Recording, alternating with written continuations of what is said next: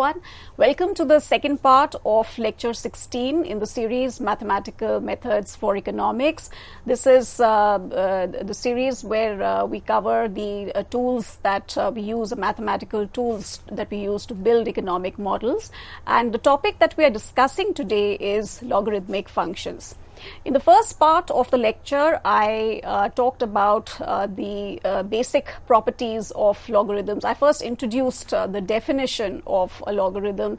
We talked about the natural logarithm and the properties of logarithms, which can come in handy anytime when we are dealing with logarithms.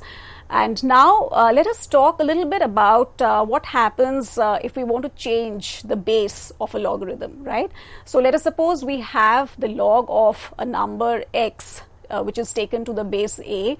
The question is, can I express this number log of x to the base a as something in terms of another base which is b? And remember here our base is a positive base, anything positive but not 1. Okay, and yes, the result that we get here is we can change the base of a logarithm, and we get here the result that the log of x to the base a is the log of x to the base b divided by the log of a to the base b. Right, so you take the common base in both the numerator and the denominator, the new base, and you just split up. So you take log of x to the base b divided by log of a to the base b.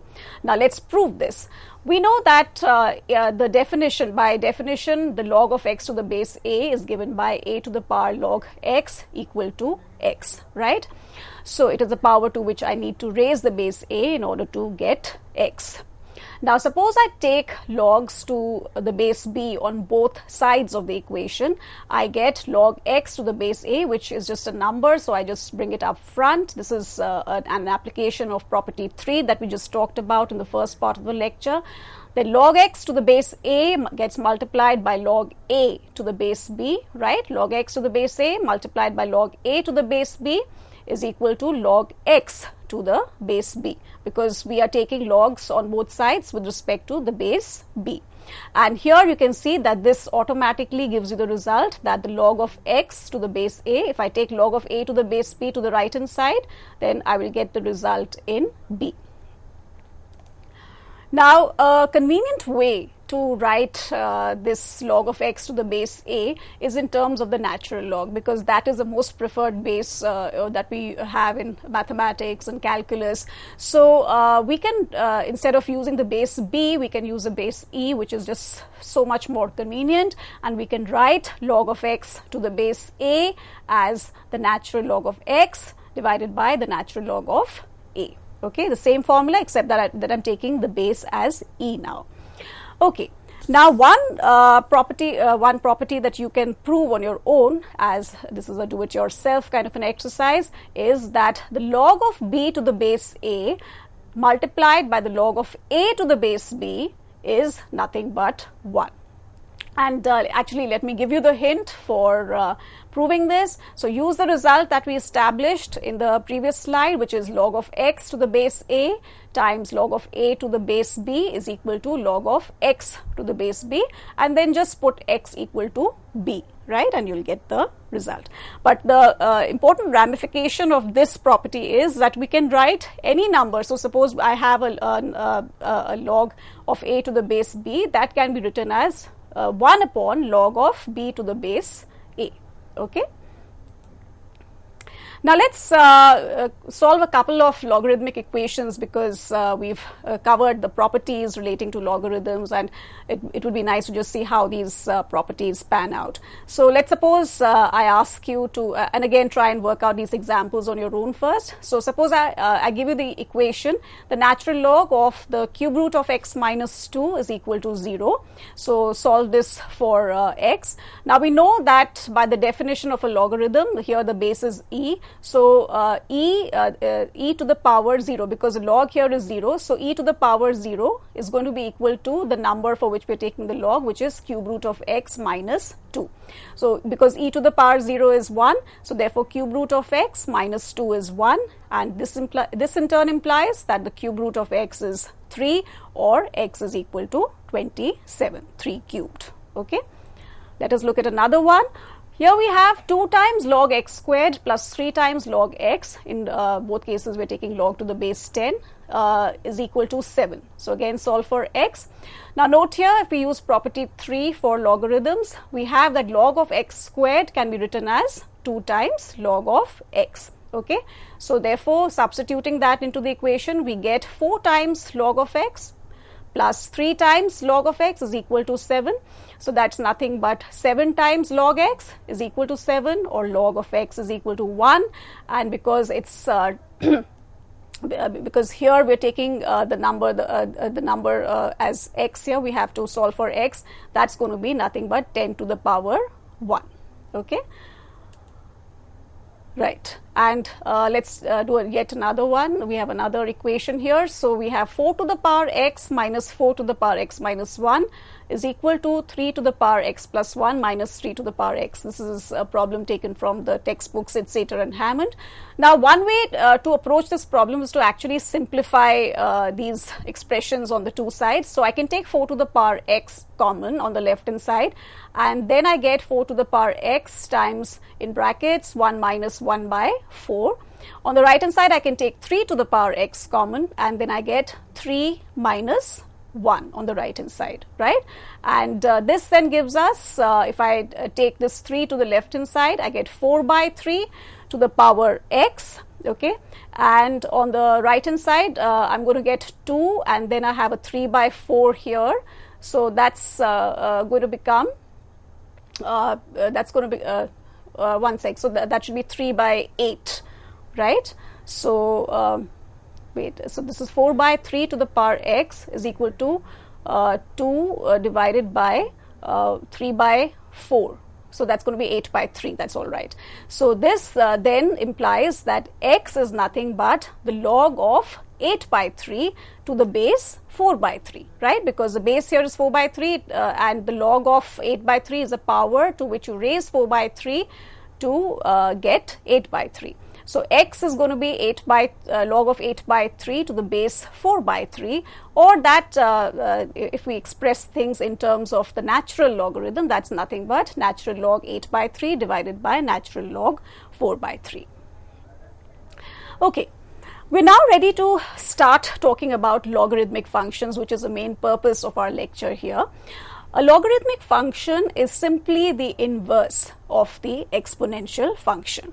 That is to say that the functions f of x equal to log of x to the base a and g of x equal to a to the power x, which is our exponential function, these are inverses of each other.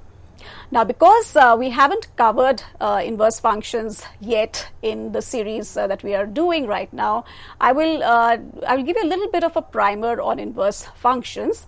But to understand the concept of an inverse function and to understand if an inverse function exists, let me first walk you through the general concept of a function very quickly. So let us conceive of the variable y as a function of the variable x, right? And let us suppose that this function has the domain A and the range B. As you all know that the idea of a function is to assign to each element in the domain a unique element y in the range, right? So we have a function f which is a mapping from x to y, where x belongs to A, which is our domain, and y belongs to the set B, which is our range. There are two things that you have to remember here. First of all, a function assigns a value to every element in the domain. It has to be every element in the domain, and more importantly, it has to be a unique assignment. So you can't assign more than one value, otherwise it won't be a function, okay? So it has to be a unique assignment which you have to make. A unique y has to be assigned to every element in the domain. And this y is also known as the image of the element x. A simple way to check if the graph of an equation actually corresponds to a function is to use the vertical line test. I'm sure you must have already done this, but let's just quickly do a recap. So basically, since the idea of a function revolves around a unique assignment, the test here says draw a vertical line through any point on the graph, and if the vertical line intersects the graph more than once, then it can't be a function. So the test here is for a graph to correspond to a function is that the vertical line must not intersect the graph more than once. Similarly here. So if you look at this panel, I've shown you two graphs. One is the graph of a linear function and the other is a graph of a quadratic function. And you can see here, you draw a vertical line through any point on this graph, it'll hit the graph only once, not more than once. Okay, so these two are both functions. Now, the question is about the existence of an inverse function. So let us try and first understand what we mean by an inverse function and whether or not it exists. So basically we have said that y is a function of x. Okay, so that is to say that for each x we are assigning a unique y. The question now is, can we turn things around? Can we turn things around? So instead of writing y as a function of x, can we express x as an inverse function of y? Which is to say that for a given y, I have to assign a unique x. Okay, so for a given y, I have to assign a unique x, and that then gives me the function x as a function g of y. Okay, so basically you're just transposing x and y. Okay, so we are asking ourselves, if we can go from x to y, can we go from y to x? And the notation that that many books also use for depicting an inverse function is f inverse of y, right? So here we are taking x as a function g of y. Just to give you a sense of things, let's take an example. So suppose we have y equal to 2 times x minus 1. Okay, so this is clearly a linear function, and you can see that y equal to 2x minus 1 is equivalent to saying that x is equal to y by 2 plus half, right? So here we can see here that I can now go, instead of taking x as the independent variable and y as a dependent variable, I can express the same equation with x as a dependent variable and y as the independent variable. So here the relation is going from y to x. For a given y, I'm assigning a unique x, and I'm expressing this function as g of y equal to y by 2 plus half. So because we have transposed x and y, that is the idea of an inverse function. So we have that f of x equal to 2x minus 1 and g of y equal to y by 2 plus half. These are inverses of each other. In fact, because we are transposing x and y, note here that if you have y is equal to f of x and x equal to g of y, obtained from this equation of y equal to f of x, note here that the domain of the function f will be the range of the function g, right? And the range of the function f, all the values that y can take, will correspond to the domain of the function g. This is an important result that you must understand. And another thing is, about the intuition about an inverse function. Basically, an inverse function it plays a role of undoing what the function does to a variable. So, for example, if we have f inverse of y, and if I substitute here f of x, right? So that is to say that what the function f does to x, f inverse will just undo that effect. Okay, undo the effect of that operator f of x, and in that sense we are talking of an inverse function. But suppose we want to express these two functions on the same graph, and to be able to visualize these two functions on the same graph, what I'm going to do is, because here on the xy plane we always take the dependent variable on the y-axis and the independent variable on the x-axis, we're going to interchange x and y here, and we're going to write f of x equal to 2x minus 1 and g of x equal to x by 2 plus half as inverses of each other. I've just interchanged x and y. Instead of writing things in terms of y, I'm now writing things in terms of x, so as to be able to visualize both these functions on the same graph. Okay, so here you are. These are the graphs of these two functions, and an interesting property. First of all, you can note that both these functions pass through 1, 1. This dashed line is the line y equal to x, and an interesting geometric property of inverse functions is that they are symmetric around the line y equal to x. This is a line which makes a 45-degree line angle to the x-axis, and these two functions which are inverses of each other, f and g, are mirror images of each other around the line y equal to x, which is to say that if you have a point a comma b on the graph of 2x minus 1, then the point b comma a will lie on the graph of g of x if f and g are inverses of each other. So you can see here that if the point 2 comma 3 lies on the function f, then 3 comma 2 will be the mirror image, and that will lie on the inverse function. Okay, this is as far as the linear function goes. Now look at this kind of a function, f of x equal to x squared. Here there's a problem, because we are talking of whether we, for a given y, we can have a unique x, because if we want to go from to the other side of things, then we have to be able to turn things around. But here the problem is that if I take a given value of y, then the question is which value of x should be associated with that y. So this is actually the case of a many-to-one function, what is known as a many-to-one function. I'll just come to the details, and you can see here that even if I solve this equation, I'm going to get x equal to plus minus under root y, which gives me two values. So going from x to y is fine, because for every x you have a unique value of y, but going from y to x, for every y can I assign a unique x? That is not going to be possible here. Now in this context, we can talk about what are known as one-to-one and many-to-one functions.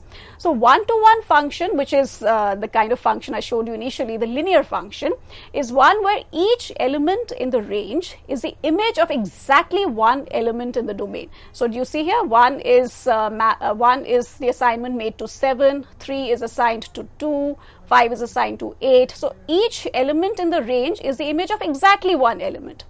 But a many-to-one function is one where an element in the range can be the image of more than one element in the domain. So you can see here that the number a is assigned to both 1 and 2.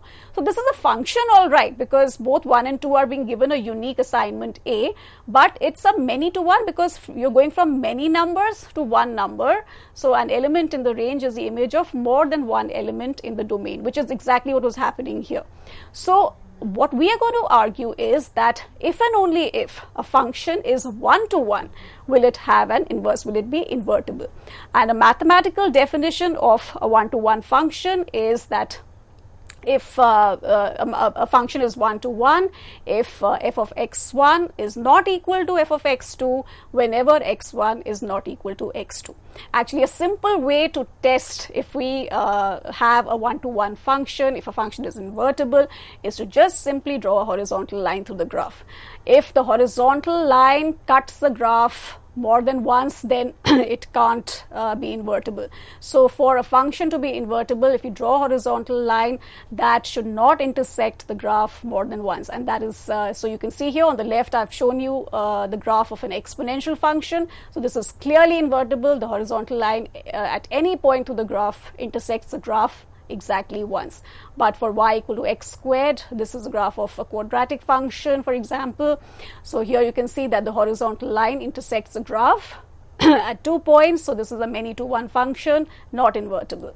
Okay, and let's come to the main part of the discussion, which is logarithmic functions, as we argued that it is simply the inverse of the exponential function. Now, how does this follow? Let's see how this follows, because if we talk of the definition of a logarithm, right, we said that if y is equal to log of x to the base a, now if that is the case, then I can solve for x, right, which is to say that I have x is equal to a to the power y, because I said that y is the log of x to the base a. It is the unknown to which the unknown is a log which I raise the base to in order to get the number x.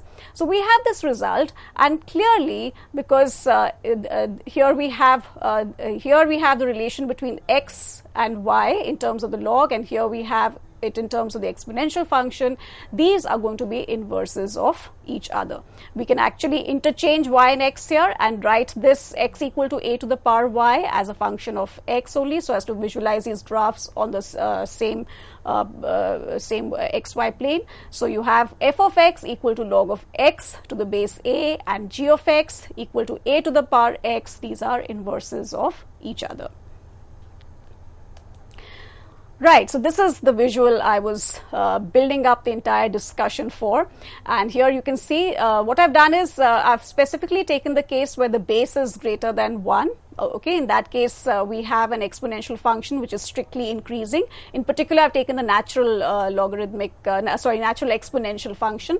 As you can see, this is a 1-to-1 function, so clearly it is invertible, and the inverse of the exponential function is nothing but y equal to log x, because if I take logs on both sides, I'm going to get log of y is equal to x times log e, which is x, right? And then if I interchange y and x, which I need to do in order to draw the graphs on the same same xy plane, then I have y equal to log x as the inverse of e to the power x. Now you can see here that the exponential function passes through 0, 1, and because these are mirror images, so the logarithmic function will pass through 1, 0, which is also to show that the logarithm of the number 1 is 0. Okay.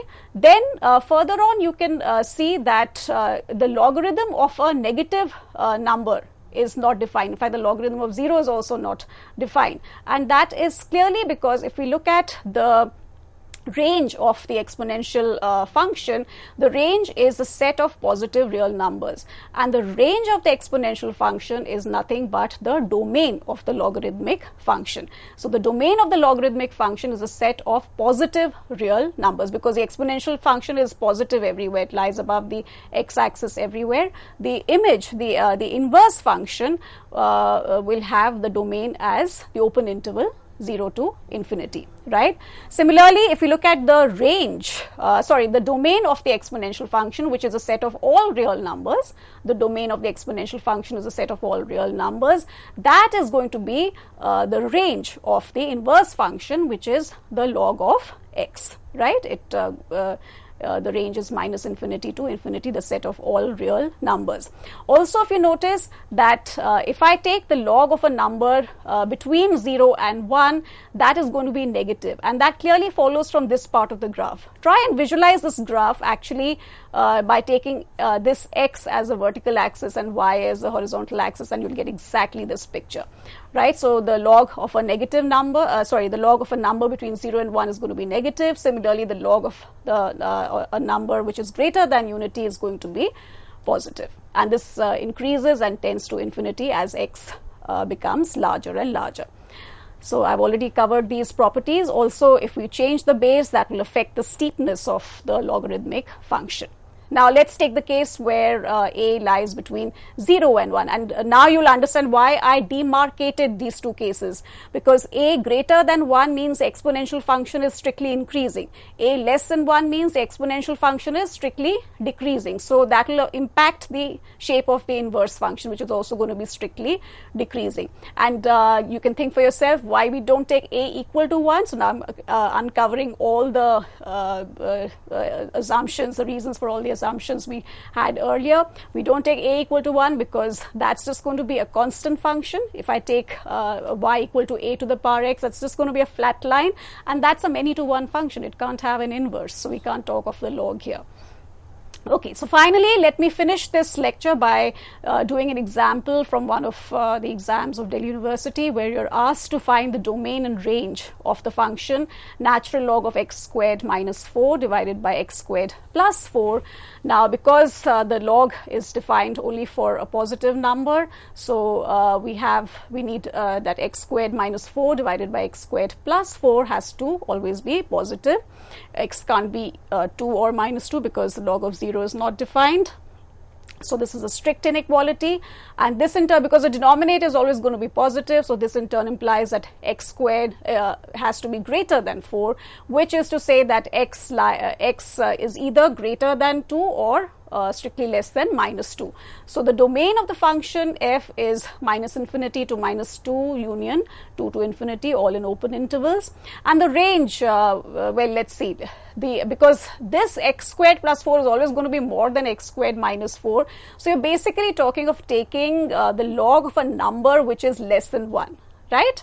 So because you're talking of taking the log of a number which is less than 1, then clearly the range will be something, the log will be something negative, and the range will be the interval minus infinity to 0. So you can pick up these kinds of problems from any maths textbook which covers logarithms.